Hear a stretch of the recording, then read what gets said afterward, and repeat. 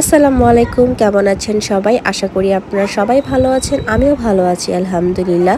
আমার ছোট বোনের হাতে চিলি চিকেন দেখেছেন, আর এখন বানাবে ফ্রাইড রাইস আর আমি বানাবো শ্রিম্প কারি।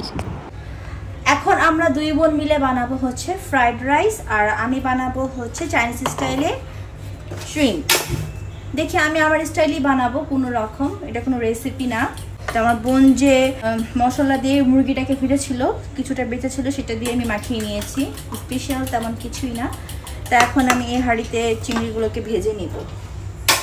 ফার্স্টে আমি চুলা জ্বালিয়ে নিয়েছি, আর এখানে আমার বোন হচ্ছে ফ্রাইড রাইস রান্না করবে, ও হাঁড়িতে রান্না বাড়া করছে। আমি বলে দিব কি কি সে দিচ্ছে।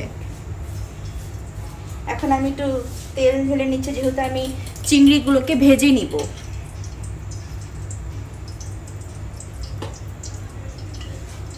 স্পিকার ইউজ করলে ভালো হতো, আমার তো স্পিকার ছিল, তাই সেটা বাসায় রেখে এসেছি, সমস্যা নাই। তো আগে আমি চিংড়িগুলোকে ভেজে নিব। আর ওইখানে আমার বোন ফ্রাইড রাইসের জন্য কি কি রেডি করে রেখেছে আপনাদেরকে আমি দেখাচ্ছি। সেই যে ভেজিটেবলগুলোকে কেটে রেখেছে, সাথে হচ্ছে যে ক্যাবেজ আছে, বাঁধাকপি, আর এটা হচ্ছে ডিম ফেটিয়ে নিয়েছে। তো আপনারা দেখতেই পারবেন সে কি কি অ্যাড করছে।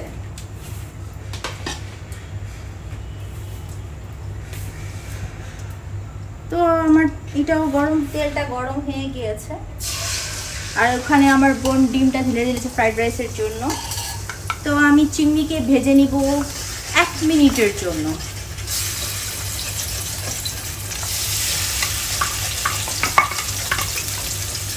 এটার উপরে আমি রান্না বাড়া করবো।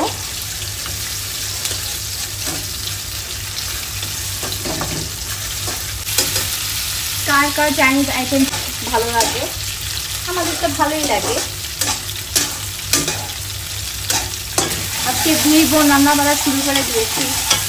আজকে আমার বোন শুরু করেছে, আমি শেষ করছি। এই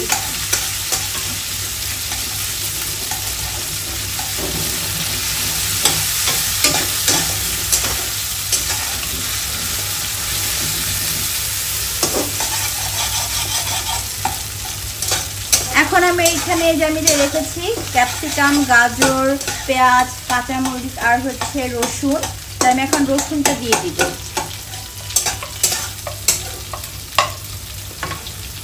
এটা কিন্তু আমি আমার মতো রান্না করছি, উল্টা পাল্টা, জানি না কেমন হবে।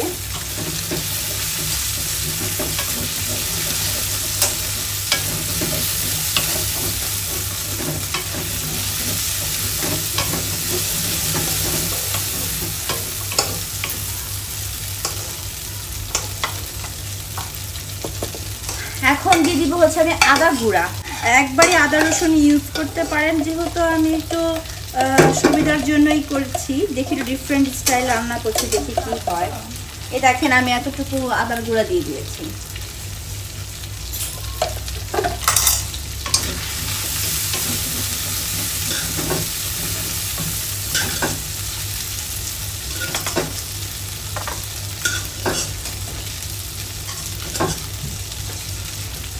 এখানে আমি অল্প একটু পানি ইউজ করব।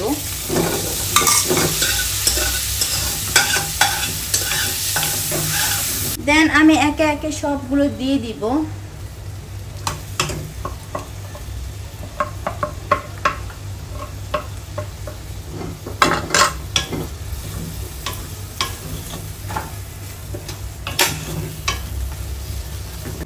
আর ওখানে আমার বোন ডিমগুলোকে স্ক্রাম্বল করে নিয়েছে, এখন সব দিয়ে দিবে।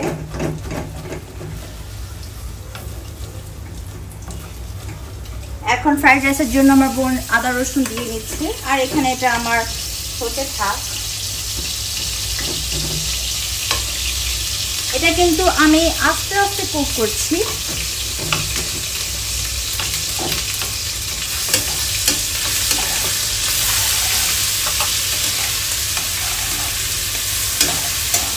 এখন আমি এটাতে দিয়ে দিব হচ্ছে একটু টমেটো কেচাপ আর একটু ভিনেগার আর একটু ডার্ক সয়া সস দিয়ে দেবো একটু একটু করে। তা আমি আগে চেষ্টা করছি আমি একটু পানিতেই না হলে গুলিয়ে দিই, সবচেয়ে বেশি ভালো হয় এটার জন্য।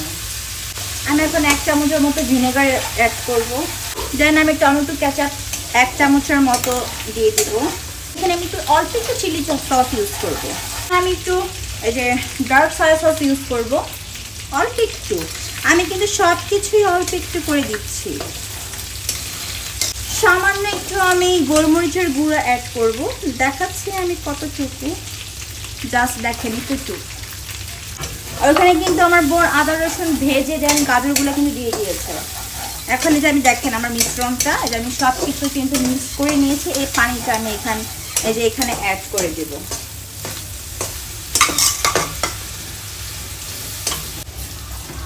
এখানে কিন্তু আমি এক্সট্রা লবণ দিচ্ছি না, যদি প্রয়োজন হয় আপনারা কিন্তু অ্যাড করতে পারেন। জানি না কেমন হবে, রান্নার দরকার, রান্না করতেছি। আমি লাস্টে কি করব, একটু হচ্ছে কর্নফ্লাওয়ার অ্যাড করব গ্রেভির জন্য।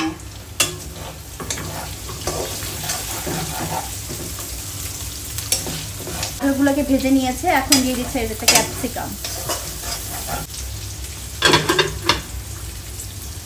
জাস্ট 2-3 মিনিট আমি ঢেকে দিচ্ছি। একটু পর আমি নেড়ে দিব।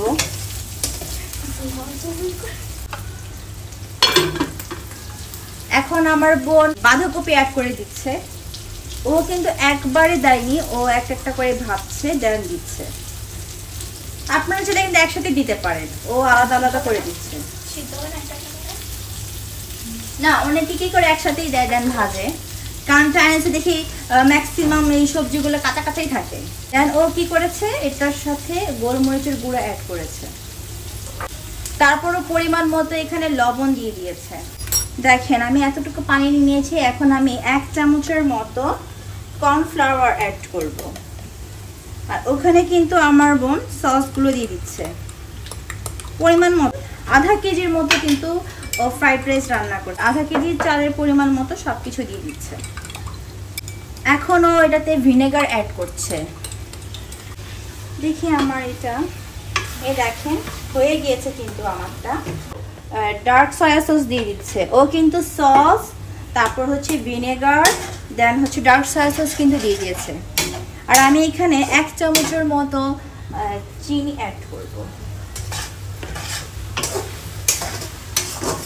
চাইনিজ আইটেম তো একটু মিষ্টি মিষ্টি হয়, যেহেতু আমরা এখানে কোনো টেস্টিং সল্টই ইউজ করছি না, তাই আমরা এখানে একটু চিনি অ্যাড করছি।